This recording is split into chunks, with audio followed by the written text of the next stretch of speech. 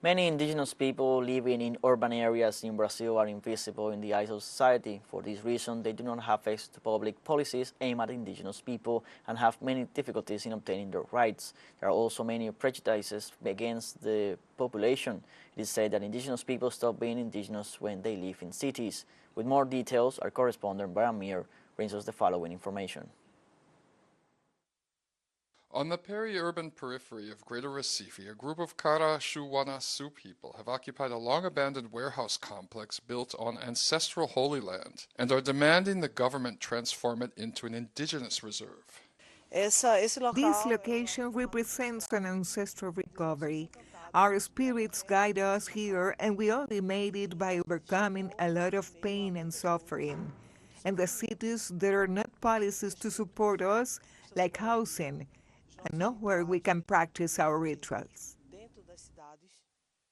At less than a year old, Marataro Kaite, as the new village is called, is an example of the type of settlement that could face eviction if the Senate overrules a line veto by President Lula against a law that would require indigenous people to prove in court that their ancestors occupied any land before 1988 for it to be recognized as a reserve.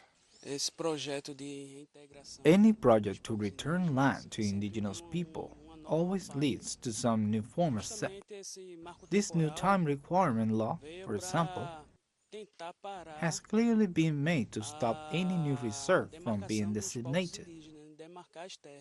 The idea of placing the legal onus on indigenous people to prove land ownership history was declared unconstitutional by Brazil's Supreme Court earlier this year. As the agribusiness lobby tries to push through a new law that would do the same thing, leaders of Brazil's 1.7 million indigenous peoples promise to fight back. We always resist because we are seeds, and we won't give up.